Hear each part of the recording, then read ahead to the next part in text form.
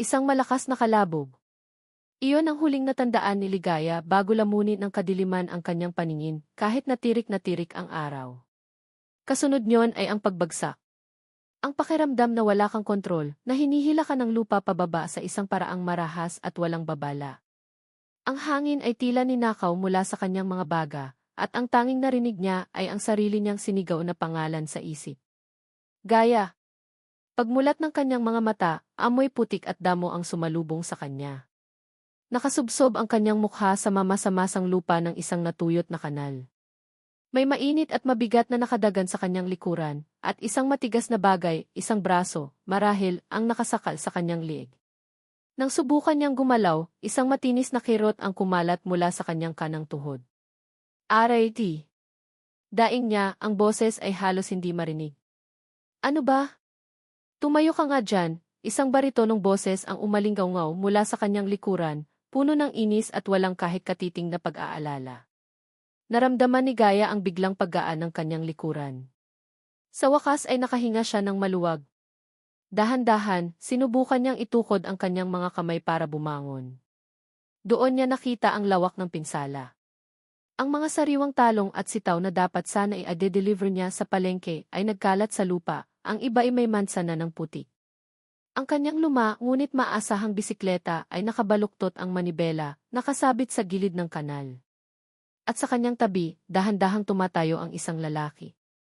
Isang lalaking hindi niya kilala. Nakatayo ito ngayon, pinapagpagan ang mamahalin nitong pantalon na nabahira na ng dumi. Nakasuot ito ng puting polo shirt na halatang galing sa syudad, at ang sapatos nitong balat ay mukhang hindi pa nakakatapak ng putik sa buong buhay nito, hanggang ngayon. Ngunit hindi ang kasuotan nito ang nakakuha ng pansin ni Gaya, kundi ang ekspresyon sa mukha nito. Isang ekspresyon ng sukdulan na pagkadiri, na para bang si Gaya ang pinakamaruming bagay na nakita nito.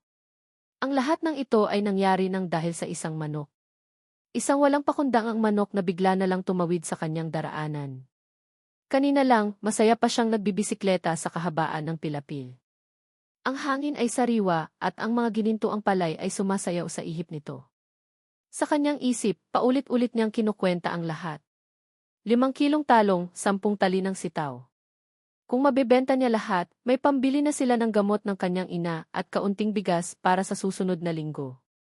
Ngunit ang mga numerong iyon ay laging nauwi sa isang mas malaking numero, ang numerong nakasulat sa isang sobreng kulay kape na dumating kahapon.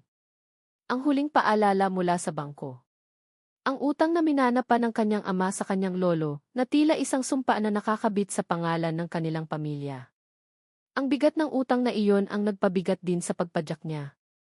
Ang pag-aalala sa mukha ng kanyang tatay Cardo at Nana Elita ang nagpalabo sa kanyang paningin.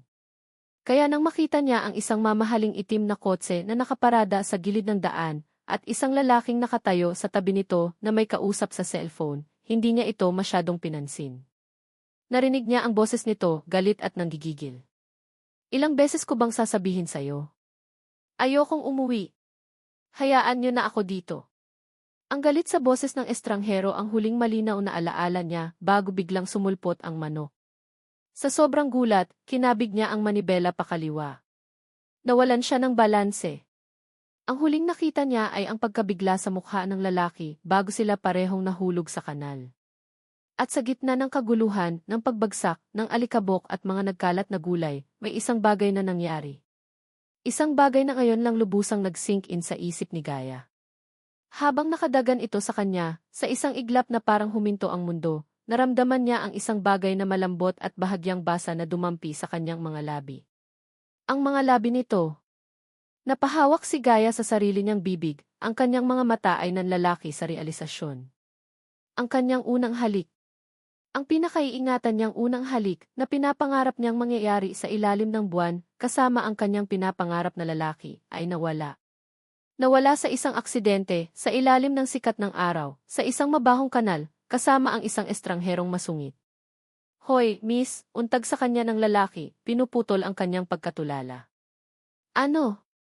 Tatayo ka na lang ba dyan buong araw? Tingnan mo ang ginawa mo sa damit ko.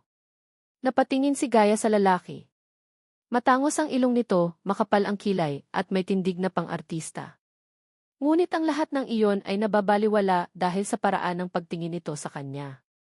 Sorry po, sir. Hindi ko po sinasadya, paumanhin niya, ang boses ay nanginginig sa hiya at kaunting inis. Na-aksidente po. Aksidente, tumawa ito ng walang kabuhay-buhay. Tanga-tanga ka lang talaga. Mga probinsyana, hindi marunong tumingin sa dinaraanan. Parang may kumurot sa puso ni Gaya. Hindi dahil sa salitang itanga, kundi sa paraan ng pagkakasabi nito, na para bang siya ay isang insekto na dapat tapakan. Pinilit niyang tumayo, iniinda ang sakit sa kanyang tuhod. Nagsimula niyang pulutin ang mga gulay, kahit alam niyang hindi na niya maibebenta ang mga ito. Bawat piraso ng talong na kanyang dinadampot ay parang isang piraso ng kanyang dignidad. Hayaan mo na yan, sabi ulit ng lalaki, ang boses ay walang pasensya. Hindi na rin naman yan mapapakinabangan. Katulad mo. Iyon na ang huli. Tumingala si Gaya, handa nang sumagot, handa nang ipagtanggol ang kanyang sarili. Ngunit bago pa man niya maibuka ang kanyang bibig, isang pamilyar na boses ang kanilang narinig. Gaya. Anak, anong nangyari sa'yo? Si Tatay Cardo niya, tumatakbo papalapit, ang mukha ay puno ng pag-aalala. Agad siyang tinulungan ng ama na makaakyat mula sa kanal. Ininspeksyon nito ang kanyang mga galos. Diyos ko, anak. Ayos ka lang ba? Anong nangyari? Ayos lang po ako, Tay. May tumawid lang pong manok. Sino itong kasama mo? Tanong ni Mang Cardo, at sa unang pagkakataon ay binalingan nito ng tingin ang estranghero. Tinitigan niya ito mula ulo hanggang paa. Ang pag-aalala sa mukha ni Mang Cardo ay dahan-dahang napalitan ng pagtataka, tapos ay nang hindi makapaniwalang pagkilala. Nanliit ang mga mata nito na para bang sinusubukang alalahanin ang isang mukha mula sa malayong nakaraan. Ang estranghero, na kanina'y puno ng yabang, ay tila natigilan din na patingin ito sa magsasakang nasa harapan niya. Teka di. Bulong ni Mang Cardo, ang boses ay nanginginig. Lumapit ito ng isang hakbang. Ikaw ba si Di? Biglang tumahimik ang paligid. Ang tanging maririnig na lang ay ang ihip ng hangin. Tumingin si Gaya mula sa kanyang ama papunta sa lalaki, naguguluhan.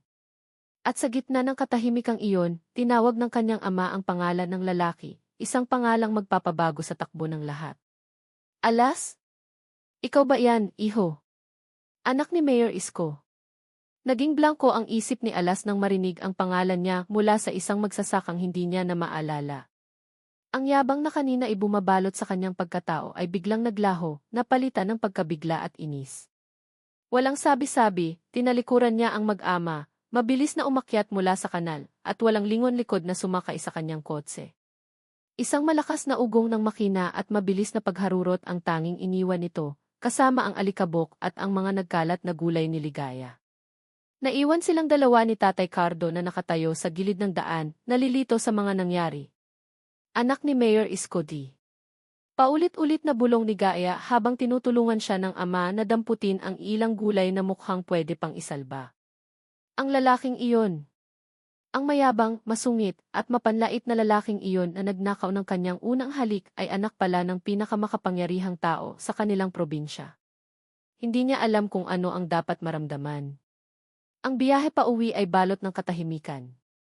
Si Tatay Cardo ay malalim ang iniisip, habang si Gaya naman ay abala sa pag-aalaga ng kanyang sumasakit na tuhod at puso. Pagdating sa kanilang maliit na bahay, sinalubong sila ng nag-aalalang si Nana Elita. Habang ginagamot nito ang sugat ni Gaya, ikinuwento ni Mang Cardo ang buong pangyayari. Kinabukasan, ang insidente sa kanal ay tila isang masamang panaginip na lang. Ngunit ang sakit sa tuhod ni Gaya at ang mga galos sa kanyang braso ay isang paalala na totoo ang lahat. Pilit niyang ibinalik ang sarili sa dati.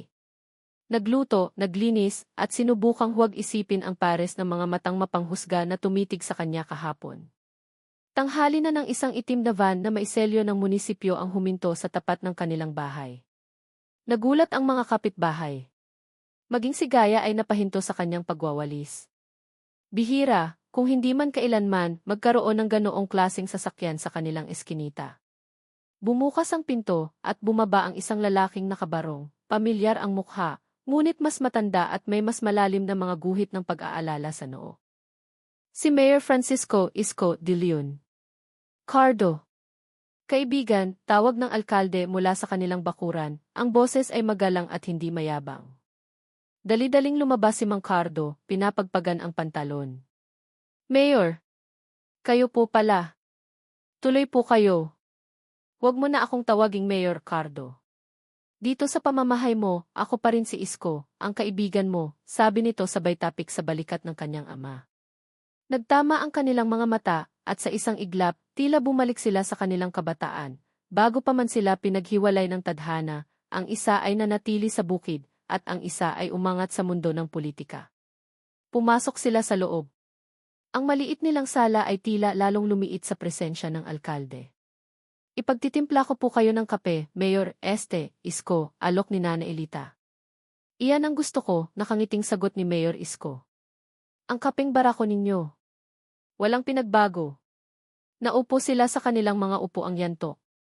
Nagkamustahan, nagbalikan ng mga alaala. Ang kanilang tawanan ay umalingaw-ngao sa buong kabahayan, at sa sandaling iyon, nakalimutan ni Gaya na isang alkalde ang kanilang bisita. Ang nakikita niya ay isang matandang kaibigan ng kanyang ama, isang taong nangungulila sa nakaraan. Ngunit ang magaan na pakiramdam ay biglang nagbago. Habang nagtatawanan, napadako ang tingin ni Mayor Isko sa isang maliit na mesa sa gilid. Nandoon, nakapatong ang sobrang kulay kape na nagpapahirap sa pagtulog ng kanyang mga magulang. Ang sulat mula sa bangko. Nakita ni Gaya ang dahan-dahang pagbabago sa mukha ng alkalde. Ang ngiti nito ay bahagyang kumupas at napalitan ng isang malungkot na ekspresyon. Naging seryoso ang kanyang mga mata. Natahimik ang lahat. Ang bigat ng katotohanan, ang kanilang kahirapan, ay biglang lumutang sa hangin. Huminga ng malalim si Mayor Isko. Cardo, pasensya na sa inasal ng anak ko kahapon. Nako, wala yun, Isko. Mga bata talaga, mabilis na sagot ni Mang Cardo. Hindi, pagpipilit ng alkalde, ang boses ay puno ng pighati. Alam kong may dahilan kung bakit siya nagkakaganyan. Nandito siya ngayon sa probinsya, Cardo, hindi para magbakasyon. Nandito siya para parusahan ako. Tumingin ito sa malayo na para bang may tinititigang isang masakit na alaala. Mula noong mangyari ang trahedya sa pamilya namin, hindi na siya bumalik sa dati. Puno ng galit ang puso niya. At natatakot ako, Cardo, natatakot akong habang buhay ko siyang mawala. Ramdam ni Gaya ang bigat ng bawat salita. Ang awa ay unti-unting gumapang sa kanyang dibdib. Hindi na ito ang makapangyarihang alkalde. Isa na lamang siyang desperadong ama. Dahan-dahang ibinaling ni Mayor Isko ang kanyang tingin kay Gaya. Ang kanyang mga mata ay puno ng pagsusumamo. Gaya, Hija. Nagulat si Gaya na tinawag siya nito. Po. Nakita ko ang kabutihan sa mga mata mo. Nakikita ko ang nanay mo sayo. Simple, masayahin. Lumapit ito sa kanya. Ang isang makapangyarihang tao ay nagpakumbaba sa kanyang harapan. Hindi ko na alam ang gagawin ko. Baka ang kabutihan mo ang kailangan niya para maalala niyang may pag-asa pa. Hinawakan ni Mayor Isko ang kanyang kamay. Ang mga kamay nito, na sanay pumirma ng mga batas at dokumento, ay nanginginig. Gaya, ikaw lang ang pag-asa ko, pakiusap nito, ang boses ay basag. Pakiusap, kaibiganin mo siya. Ipakita mo sa kanya ang San Ildefonso. Ipakita mo sa kanya na may buhay sa labas ng galit na bumabalot sa kanya. Tumingin ito ng diretso sa kanyang mga mata, at binitawan ang mga salitang tumatak sa kanyang kaluluwa. Ibalik mo sa akin ang anak ko. Hindi alam ni Gaya ang isasagot. Ang bigat ng kahilingan ay parang isang malaking bato na ipinatong sa kanyang mga balikat. Paano niya gagawin iyon? Paano niya babaguhin ang isang taong puno ng galit, isang taong sa unang pagkikita pa lang nila ay hinusgahan na siya? Naramdaman niya ang awa para sa ama, ngunit naramdaman din niya ang takot at pag-aalinlangan. Pag-iisipan ko po, ang tanging nasabi niya. Ngumiti ang alkalde, isang pilit na ngiti. Tumayo ito at nagpaalam. Pagkaalis ng van, naiwan sa sala ang isang katahimikang mas mabigat pa kaysa dati. Gabi. Nakahiga si Gaya sa kanyang papag, ngunit gising na gising ang kanyang diwa. Paulit-ulit na naglalaro sa isip niya ang pakiusap ng alkalde at ang mapanuyang mukha ni Alas. Impossible. Iyon ang sabi ng isip niya. Paano? Mula sa manipis na dingding ng kanyang kwarto, narinig niya ang mahinang pag-uusap ng kanyang mga magulang sa sala. Hindi niya sinasadyang makinig, ngunit ang bawat salita ay tila mga karayom na tumutusok sa kanyang tainga. Anong gagawin natin, Cardo? Boses iyon ng kanyang ina, puno ng pagkabahala. 1 linggo na lang ang palugit ng bangko. Saan tayo kukuha ng ganoong kalaking pera? Isang mahabang katahimikan.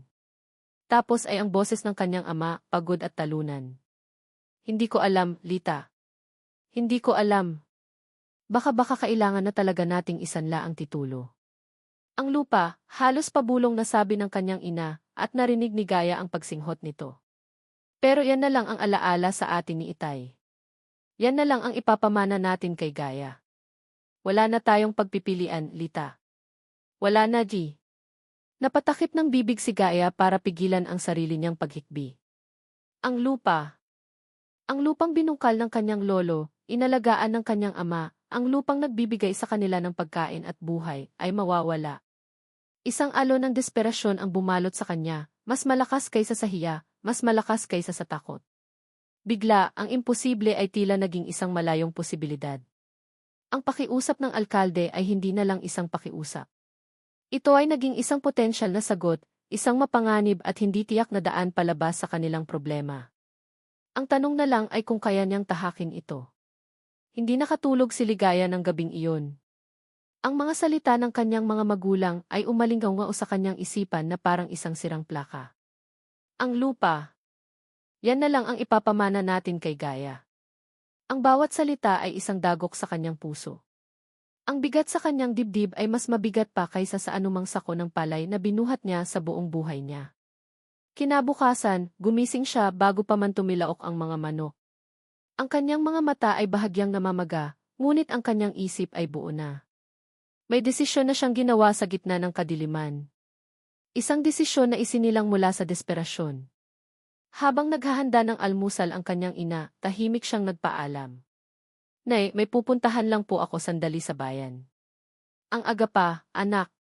Kumain ka muna, sabi ni Nana Elita. Mamaya na po pagbalik ko, sagot niya, pilit nang umingiti. Ayaw niyang makita ng ina ang bigat na dala-dala niya. Sakay ng tricycle, bawat metro na papalapit sa munisipyo ay nagpapabilis ng tibok ng kanyang puso. Para siyang kriminal na papunta sa kanyang paglilitis. Ang kanyang mga kamay, na sanay sa magaspang na trabaho sa bukid, ay nanlalamig at pinagpapawisan sa loob ng kanyang palda. Nang bumaba siya sa tapat ng malaking gusali ng munisipyo, tiningalan niya ito. Ang simbolo ng kapangyarihan. At sa loob niyon, ang tao na maaaring maging solusyon o lalong maging sanhi ng kanyang problema. Naglakad siya papasok, nanginginig ang mga tuhod. Ang mga empleyado ay tinitingnan siya mula ulo hanggang paa, isang simpleng dalaga mula sa bukid, na maisuot na luma ngunit malinis na bestida, na tila nawawala sa lugar. Sino po ang kailangan nila? Tanong ng isang gwardiya. Si Mayor po sana, halos pabulong na sagot ni Gaya. May appointment ka ba? Umiling siya. Wala po. Pero pakisabi po, si Ligaya di Makulangan po, anak ni Cardo. Nag-alinlangan ang gwardiya, ngunit may awa marahil itong nakita sa kanyang mga mata. Kinuha nito ang telepono. Ilang sandali lang, bumalik ito. Sige, umakyat ka raw sa 2 palapag. Opisina ng alkalde. Ang pag-akyat niya sa hagdanan ay parang pag-akyat sa isang bundok. Bawat hakbang ay mabigat. Pagdating sa pinto, huminga siya ng malalim bago kumatok. Tuloy. Dahan-dahan niyang binuksan ang pinto. Ang opisina ay malawak at malamig. Si Mayor Isko ay nakaupo sa likod ng isang malaking lamisang gawa sa Nara, napapalibutan ng mga libro at mga papeles. Nang makita siya nito, tumayo ito, ang mukha ay nagpapakita ng bahagyang pagkagulat at pag-asa. Gaya, Hija. Naparito ka, sabi nito, ang boses ay mas formal kaysa kahapon. Mayor, magalang niyang bati. Maupo ka. Itinuro nito ang upuan sa harap ng kanyang mesa. Umupo si Gaya, naramdaman ang lambot ng leather na upuan, isang bagay na hindi niya pa naranasan. Pakiramdam niya ay lalo siyang lumiit. Kape, alok nito. Huwag na po. Salamat po. Nagkaroon ng ilang segundong katahimikan. Si Gaya ay nakayuko, pinaglalaruan ang dulo ng kanyang damit. Si Mayor Isko naman ay pinag-cruise ang kanyang mga kamay sa ibabaw ng mesa, matyagang naghihintay. Mayor T. Panimula ni Gaya, ang boses ay nanginginig. Tungkol po sa pinag-usapan natin kahapon. Ano ang iyong pasya, Hija? Huminga ng malalim si Gaya. Inangat niya ang kanyang paningin at sinalubong ang mga mata ng alkalde. Kaya ko po sigurong gawin ang hinihiling ninyo. Susubukan ko pong kaibiganin ang anak ninyo. Pero T. Napalunok siya. Ito na. Walang atrasan. Pero may kapalit po sana akong hihilingin. Isang bahagyang ngiti ang sumilay sa labi ng alkalde. Hindi ito ngiti ng tuwa, kundi ng pagkaunawa. Tila inaasahan na nito ang sasabihin niya. Makinig ka, Gaya, sabi ni Mayor Isko, ang tono ay naging seryoso at direkta, parang isang negosyante. Alam ko ang problema ng pamilya mo. Nakita ko ang sulat mula sa bangko. Alam kong malapit nang mawala sa inyo ang lupang minana ninyo sa inyong mga ninuno. Napayuko ulit si Gaya, nahihiya na alam pala nito ang kanilang pinakamatinding sekreto. Hindi ako hihingi sa iyo ng isang bagay na walang kapalit, pagpapatuloy nito. Ang hihilingin ko sa iyo ay hindi madali. Ang anak ko ay hindi isang simpleng kaso. Kaya nararapat lang na ang kapalit ay katumbas ng hirap na pagdadaanan mo. Inabot nito ang isang folder mula sa kanyang drawer at inilatag ito sa mesa. Binuksan nito. Mga papeles. Mga dokumento tungkol sa utang ng kanilang pamilya. Ito ang alok ko, Ligaya, sabi nito, binibigkas ang kanyang buong pangalan sa unang pagkakataon. Gawin mo ang misyon na ito para sa akin. Ibalik mo sa akin ang aking anak. Pabasbasan mo ang puso niyang puno ng galit. Kapag nakita kong nagbago na siya, kapag nakita kong nagsisimula na ulit siyang umiti at makipag-usap sa akin ako na ang bahalang magbayad ng lahat ng utang ninyo sa bangko. Sisiguraduhin kong mananatili sa pamilya ninyo ang inyong lupa. Buburahin ko ang problema ninyo na parang hindi ito nangyari. Napatitig si Gaya sa folder. Ang solusyon sa lahat ng kanilang problema ay nasa harapan na niya. Isang alok na napakaganda para maging totoo. Ngunit kasabay nito ang isang kasunduan na parang lason. Gagamitin niya ang kabaitan para sa isang misyon na may bayad. Lolokohin niya ang isang taong nasasaktan para lang maisalba ang kanyang pamilya. Biglang sumagi sa isip niya ang mukha ng kanyang ama't ina, ang kanilang mga hikbi kagabi. Ang imahe na iyon ang nagbigay sa kanya ng lakas. Ang imahe na iyon ang nagtulak sa kanya na gawin ang isang bagay na labag sa kanyang kalooban. Tinikom niya ang kanyang mga kamao. Ano po ang kailangan kong gawin? Ngumiti si Mayor Isko, isang ngiting maihalong tagumpay at kalungkutan. Kumuha ito ng isang maliit na kahon mula sa drawer. Isang bagong cellphone. Ito, sabi nito, iniabot sa kanya. Ito ang magiging direktang linya mo sa akin. I-report mo sa akin ang lahat. Ang mga pinag-uusapan ninyo, ang mga ginagawa ninyo, kung saan kayo nagpupunta. Kailangan kong malaman kung may pag-unlad. Ituring mo itong trabaho, Hija. Kinuha ni Gaya ang cellphone. Ang lamig ng metal ay gumapang sa kanyang balat. Pakiramdam niya ay humawak siya ng isang kadena. Tumayo siya. Pumapayag po ako. Ang mga salita ay lumabas sa kanyang bibig, ngunit parang hindi sa kanya galing.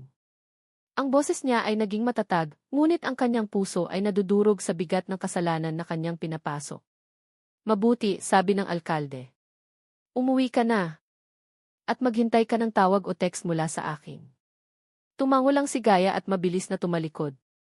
Naglakad siya palabas ng opisina, pababa ng hagdanan, palabas ng munisipyo. Hindi niya namalayan na nakarating na siya sa plaza. Umupo siya sa isang bench sa ilalim ng isang puno, nanginginig. Tinitigan niya ang cellphone sa kanyang kamay. Isang simbolo ng kanyang kasunduan. Isang simbolo ng kanyang pagsisinungaling. Maya-maya, umilaw ang screen. Isang text message. Mula sa isang numerong hindi pamilyar. Nasa lumang bahay, bakasyonan siya. Simulan mo na bukas. Napapikit si Gaya. Ang kanyang puso ay kumalabog ng napakabilis. Ito na. Nagsimula na. Wala nang atrasan. Bukas, haharapin niya si Alas. Hindi bilang si Ligaya na simple at masayahin. kundi bilang si Ligaya, ang espiya ng kanyang ama, ang babaeng may misyon, ang babaeng ang bawat ngiti at kabaitan ay may katumbas na presyo. Ang kalawang sa mga bisagra ng gate ay umingit na parang isang kaluluwang naghihirap. Tinulak ni Alejandro Alas de Leon ang mabigat na bakal at pumasok sa bakuran ng dati nilang bahay bakasyonan.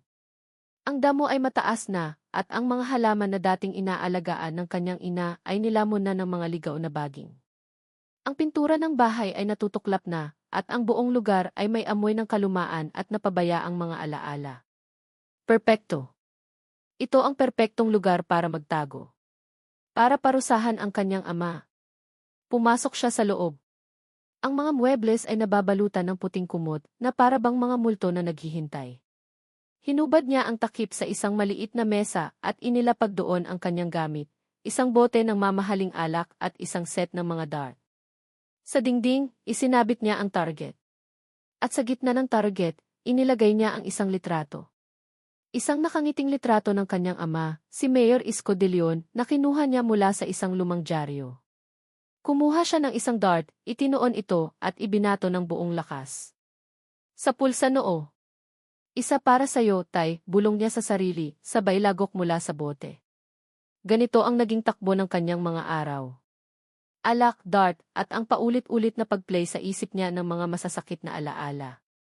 Ang tanging koneksyon niya sa labas ay ang kanyang cellphone, na walang tigil sa pagring. Ang pangalan ng kanyang ama ang laging lumalabas sa screen. Hindi niya ito sinasagot. Bawat missed call ay isang maliit na tagumpay para sa kanya. Isang patunay na hindi nito kontrolado ang lahat.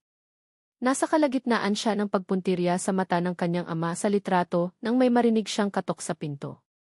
Mahina, nag-aalinlangan, ngunit isang katok pa rin. Sino naman ang pupunta dito? Walang nakakaalam na narito siya maliban sa isang tao. Isko, kung ikaw yan, umalis ka na, sigaw niya. Ang boses ay magaspang dahil sa alak. Walang sumagot. Sa halip kumatok ulit ito. Mas malakas ng kaunti. Naiinis na ibinaba ni Alas ang kanyang dart at bote. Padabog siyang naglakad papunta sa pinto at binuksan ito ng malakas. Hindi mo ba naiintin? Natigilan siya.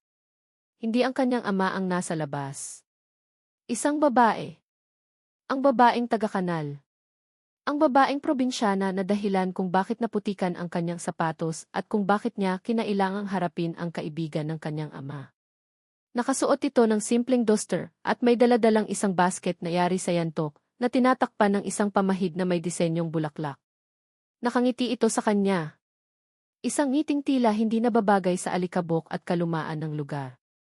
Magandang umaga po, bati nito, ang boses ay masigla. Tinitigan lang siya ni Alas mula ulo hanggang paa, ang kanyang mukha ay isang blankong pader. Pagkatapos ay isang mapanuyang ngiti ang gumuhit sa kanyang mga labi. Alam na niya. Ito ay isa na namang pakana ng kanyang ama. Magkano, tanong niya, ang boses ay malamig. Nawala ang ngiti sa mukha ng dalaga. Po. Ang tanong ko, magkano ang bayad sa iyo ng tatay ko para maging yaya ko? Lumapit siya ng isang hakbang. Hinahamon ito ng tingin. Nagpadala siya ng almusal. O baka naman kasama ka sa package deal. Anong susunod? Kukwentuhan mo ako bago matulog. Nakita niya ang sakit na dumaan sa mga mata nito. Bahagya itong napayuko. Ngunit sa kanyang pagkagulat, hindi ito umalis. Sa halip, huminga ito ng malalim at ngumiti ulit kahit napilit. Nagdala lang po ako ng almusal. Sinangag at tuyo. Naisip ko lang po na baka nagugutom na kayo. Nilagpasan siya nito at pumasok sa loob na para bang inimbitan niya ito. Nagulat si Alas sa katapangan nito. Inilapag nito ang basket sa mesa sa tabi mismo ng kanyang bote ng alak. Walang takot, inalis nito ang takip at lumabas ang amoy ng bagong saing na kanin at piniritong isda. Hindi ako kumakain ng ganyan, sabi niya, kahit na ang totoo ay kumakalam na ang kanyang sikmura. Ang huli niyang kinain ay isang pakete ng biskwit kahapon. Hindi siya pinansin nito.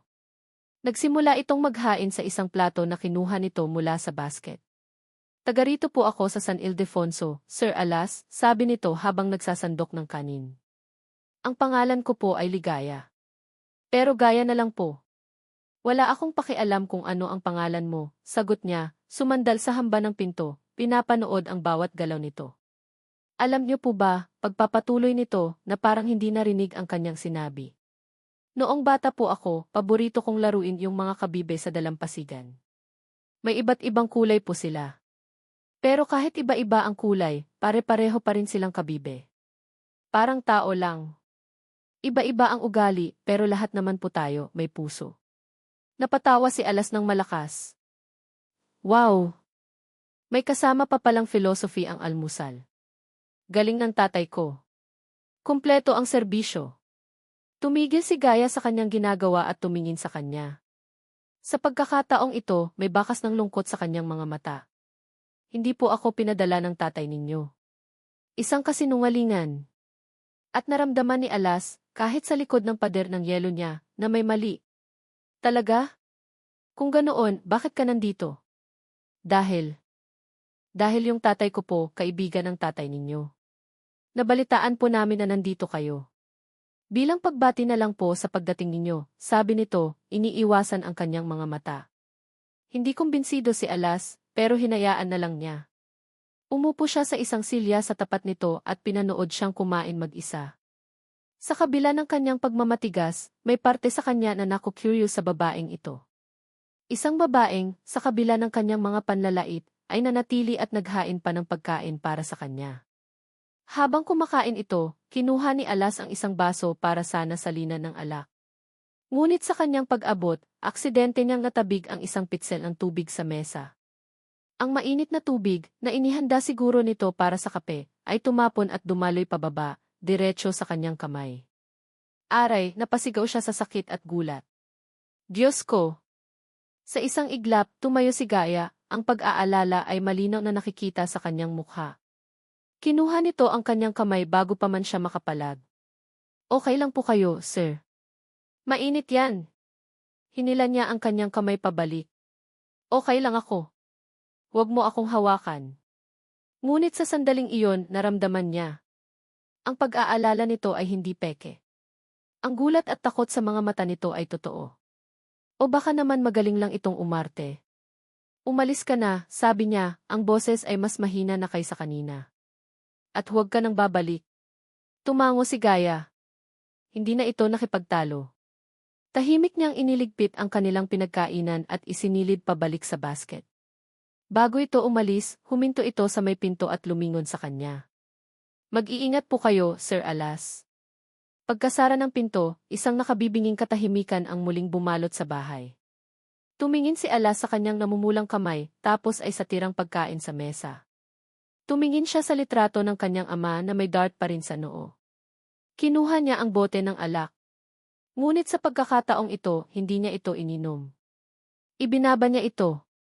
Umupo siya, at sa unang pagkakataon sa loob ng maraming araw, naramdaman niya ang isang bagay maliban sa galit.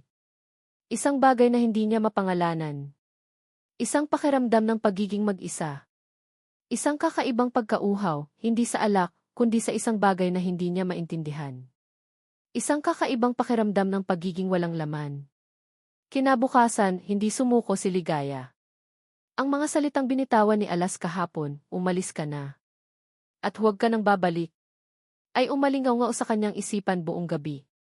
Ngunit kasabay nito ang imahe ng kanyang mga magulang, ang kanilang mga balikat na tila binagsakan ng langit dahil sa kanilang utang. Mas naging matimbang ang desperasyon kaysa sa takot na mapahiya. Kailangan niyang subukan ulit.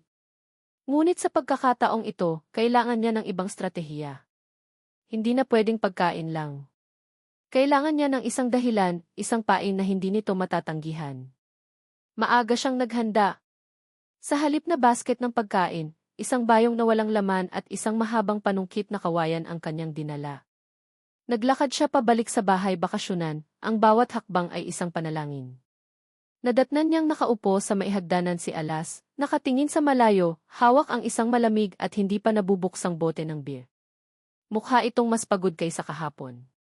Ang buhok ay bahagyang magulo at may namumuong balbas sa kanyang panga.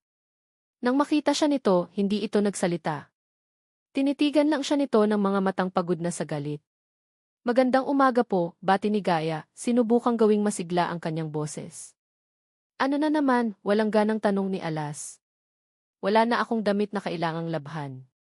At busog pa ako. Huminga ng malalim si Gaia. Ito na. Sir Alas, kailangan ko po sanang magpatulong. Isang sarkastikong tawa ang kumawala mula kay Alas. Magpatulong? Sa akin?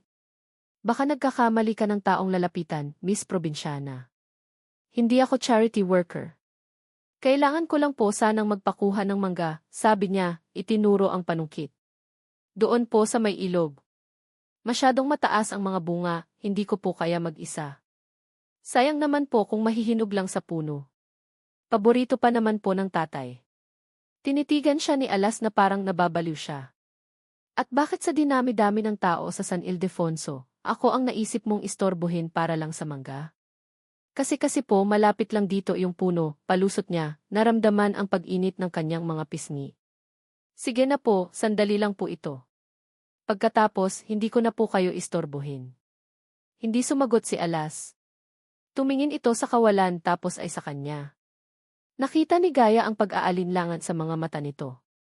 Inisip niya na tatanggihan siya nito na ipagtatabuyan na naman siyang muli. Kaya, sa halip na maghintay, tumalikod na lang siya at nagsimulang maglakad. Kung ayaw niyo po, sige po. Susubukan ko na lang po mag-isa, sabi niya, hindi lumilingon. Nagpatuloy siya sa paglalakad, ang puso ay kumakabog. Pakiusap, sumunod ka. Pakiusap. Ilang hakbang pa lang ang nagagawa niya nang marinig niya ang isang malalim na buntong hininga na sinundan ng tunog ng mga yabag sa likuran niya. Hindi siya lumingon, ngunit isang maliit na ngiti ang sumilay sa kanyang labi. Ang lakad nila patungo sa ilog ay tahimik. Si Gaia ay nauuna, tinatahak ang pamilyar na daanan sa pilapil. Si Alas naman ay nasa likuran niya, ang mga mamahaling sapatos na pangsyudad ay halatang hirap sa bako-bakong lupa. Naririnig ni Gaia ang paminsan-minsang pagbuntong hininga nito, ngunit wala itong sinasabi. Ang katahimikan ay mas mabuti kaysa sa mga masasakit na salita. Pagkalipas ng ilang minuto, narating nila ang isang lugar na tila isang lihim na paraiso. Isang malawak at matayog na puno ng mangga ang nakatayo sa tabi ng isang malinaw at mababaw na ilog. Ang mga sanga nito ay parang mga braso na yumayakap sa paligid, nagbibigay ng lilim mula sa sikat ng araw. Ang hangin ay may dalang amoy ng mga bulaklak at ng malamig na tubig. Ngunit nang makita ni Alas ang lugar, bigla itong natigilan. Napahinto ito sa paglalakad. Ang kaninang inip sa kanyang mukha ay biglang napalitan ng isang emosyon na hindi mabasa ni Gaia, pagkagulat, pagkalito, at isang bakas ng sakit. Tumingin ito sa paligid, sa puno, sa ilog. Ang kanyang mga mata ay nanlalaki na parabang nakakita ito ng multo. Bakit dito? Tanong ni Alas, ang boses ay halos pabulong. Dito po kasi yung puno ng manggang kinalakihan ko. Ang sabi ni tatay, mas matanda pa raw po sa kanya yan, sagot ni Gaia, nagtataka sa bigla ang pagbabago ng mood nito. Hindi siya pinansin ni Alas. Dahan-dahan itong naglakad papalapit sa puno, na parabang may sariling isip ang kanyang mga paa. Ang kanyang mga mata ay nakatuon sa isang bagay na nakasabit sa isa sa pinakamababang sanga ng puno. Isang lumang duyan. Gawa sa isang piraso ng makinis na kahoy at dalawang makapal at kinakalawang ng lubid. Halatang matagal nang naroon, iniwan na ng panahon. Pinanood ni Gaia habang dahan-dahang iniaangat ni Alas ang kanyang kamay at hinaplos ang upuan ng duyan. Ang kanyang mga daliri ay marahang gumapang sa alikabok at lumot na bumabalot dito. Nakatitig lang ito sa duyan, ang kanyang mga mata ay malayo ang tingin, na para bang may pinapanood siyang isang eksena mula sa nakaraan na siya lang ang nakakakita. Nakita ni Gaia ang bahagyang panginginig ng kanyang mga balikat. Dahan-dahan, naupo si Gaia sa damuhan, ilang metro ang layo mula sa kanya. Naramdaman niyang nakatapak siya sa isang sagradong lugar, isang lugar ng mga alaala na hindi para sa kanya. Ang kanyang misyon, ang utang, ang kasunduan nila ng alkalde, lahat ay biglang naglaho.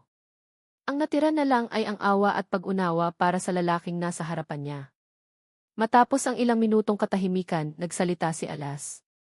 Ang kanyang boses ay mahina at basag, hindi na ang sarkastikong tinig na sanay siyang marinig. Paboritong lugar to ni Mama, sabi niya, hindi nakatingin kay Gaia, kundi sa duyan. Hindi umimik si Gaia. Pinakinggan lang niya ang hangin at ang agos ng ilog. Lagi niya akong dinadala dito noong bata ako, pagpapatuloy niya. Ang sabi niya, dito raw ang pinakamabangong hangin sa buong San Ildefonso. Amoy ng mga bulaklak ng mangga. Dito niya ako tinutulak sa duyan, ng napakataas, hanggang sa pakiramdam ko ay abot ko na ang langit. At tatawa lang siya. Huminto siya.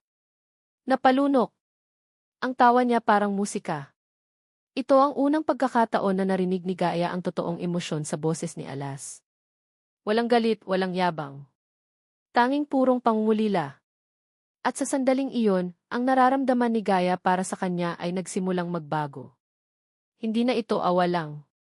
Isang bagay na mas malalim, isang bagay na mas totoo, ang nagsimulang umusbong sa kanyang puso. Kasabay nito ang isang matinding kirot ng pagkakasala. Paano niya nagagawang lokohin ang isang taong ganito kasugat? Tumayo si Alas at humarap sa kanya. Ang pader ng yelo sa kanyang mga mata ay nagkaroon ng maliliit na biyak. Salamat sa pagdala mo sa akin dito, sabi niya. Ngumiti si Gaia, isang totoong ngiti. Wala po yun. Ang daan pabalik ay iba na. May isang hindi nakikitang koneksyon na nabuo sa pagitan nila. Tahimik pa rin, ngunit hindi na ito ang katahimikang puno ng tensyon. Ito ay isang katahimikang may kasamang pag-unawa. Nang malapit na sila sa bahay bakasyonan, mula sa malayo ay natanaw nila ang isang sasakyan. Isang mamahaling puting kotse na hindi pamilyar kay Gaia. Nakaparada ito mismo sa tapat ng gate. Kasabay ng kanilang paglapit, bumukas ang pinto ng kotse. Isang babae ang lumabas.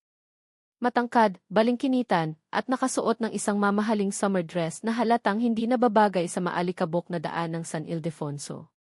Ang kanyang buhok ay bagsak at makintab, at ang kanyang mukha ay perpekto ang makeup. Maganda siya, sa paraang pangsyudad, sa paraang nakakaliit. Umiti ang babae nang makita si Alas. Isang ngiting matamis ngunit may halong pag-aari. Alas, baby, tawag nito, ang boses ay parang kampana. I missed you. Ang boses na iyon. Ang boses na minsan ay naging paborito niyang musika, ngunit ngayon ay parang isang pamilyar na ingay na lang mula sa isang malayong nakaraan. Natigilan si Alas. Ang bahagyang kapayapaan na naramdaman niya sa tabi ng ilog kanina ay biglang naglaho na parang isang bulang pinaputok. Katrina, sabi niya, walang emosyon. Anong ginagawa mo dito? Si Katrina Sandoval, sa kanyang buong kariktan at kumpiyansa, ay naglakad papalapit sa kanila. Ang kanyang mga mamahaling sandals ay maingat na inihahakbang sa maalikabok na lupa, na para bang isang reyna na bumisita sa tirahan ng mga alipin. Nang makalapit ito, walang sabi-sabing yumakap ito ng mahigpit kay Alas, ipinulupot ang mga braso nito sa kanyang liig, at hinalikan siya sa pisngi. Isang halik na may tunog, isang halik na para sa lahat ng gustong makakita. Sa buong panahong iyon, ang mga mata ni Katrina ay hindi man lang dumapo kay Gaia. Para sa kanya, si Gaia ay hangin. Isang hindi importanteng bahagi ng tanawin. What do you mean anong ginagawa ko dito, baby? Sabi ni Katrina, ang boses ay matamis ngunit may bahid ng pagtatampo. I was so worried about you. Hindi mo sinasagot ang mga tawag ko, ang mga text ko. I had to ask Tito Isko where you were. Sabi niya, nagpapalamig ka raw dito sa probinsya. So, of course, I had to follow you. Hindi ko kayang hindi ka makita ng matagal. Bumitaw si Alas sa yakap. Ang pader na kanina ay unti-unti nang natitibag ay muli niyang itinatayo, mas mataas at mas matibay. Humarap siya kay Gaia, na ngayon ay tahimik na nakatayo sa gilid, hawak-hawak ang bayong at panungkit, na para bang isang estatwa na hindi alam kung saan lulugar. Ang koneksyon na naramdaman nila kanina ay tila pinutol ng isang matalim na gunting. Doon lang napansin ni Katrina si Gaia. Tiningnan niya ito mula ulo hanggang paa, ang kanyang mga mata ay puno ng kalkulasyon. Isang mabilis na pagsusuri at isang mabilis na hatol. Hindi banta. Oh, who's this? Tanong ni Katrina, ang ngiti ay hindi umabot sa kanyang mga mata. Itinuro niya si Gaia na parang isang bagay. Ang bago mong katulong. Naramdaman ni Alas ang pag-igting ng kanyang panga. May kung anong kumulo sa loob niya. She's a friend. Si Gaia. Ah, Gaia, inulit ni Katrina ang pangalan na para bang tinitikman ang isang kakaibang pagkain. Nice to meet you. I'm Katrina. Alas' girlfriend. Ang salitang girlfriend ay binitiwan nito ng may diin at pagmamalaki. Tumingin ito kay Alas, naghihintay ng kumpirmasyon. Ngunit hindi umimik si Alas. Hindi niya ito itinama. Hindi rin niya ito sinang-ayunan. Ang kanyang katahimikan ay naging isang espasyo na pinuno ng tensyon. Ngumiti lang si Gaia, isang maliit at pilit na ngiti. Sige po, mauna na po ako. Itinaas niya ang bayong na walang laman. Kailangan ko pa pong mamitas ng mangga. Tumalikod na si Gaia at nagsimulang maglakad palayo. Pinanood siya ni Alas. Ang kanyang likod ay tuwid, ngunit naramdaman ni Alas ang bigat sa bawat hakbang nito. Gusto niyang may sabihin, ngunit hindi niya alam kung ano. Let her go, baby, bulong ni Katrina, hinawakan ang kanyang braso. We have so much to talk about. As brought favorite wine from the city. Pinapasok ni Alas si Katrina sa bahay. Agad na napangiwi si Katrina sa itsura ng loob. Ew, it's so dusty in here. How can you stand this place? Hindi siya pinansin ni Alas. Naupo siya sa isang silya, habang si Katrina naman ay nagsimulang maglabas ng mga gamit mula sa kanyang kotse, alak, keso, mga imported na biskwit. Sa isang iglap, ang lumang bahay ay napuno ng mga bagay mula sa syudad, mga bagay na hindi nababagay sa lugar. So, tell me, sabi ni Katrina, umupo sa kanyang kandungan at ipinulupot ang mga braso sa kanyang leg. Anong drama na naman ito, Alas? Is this about your dad again? Akala ko ba tapos na tayo dyan? Hindi mo maiintindihan, sagot ni Alas, inalis ang mga braso nito. Of course, understand. Your dad is a politician. Minsan, kailangan niyang unahin ang trabaho. Ganoon talaga. You should be proud of him. Look, I even talked to him. Sabi ko, I'll convince you to come home.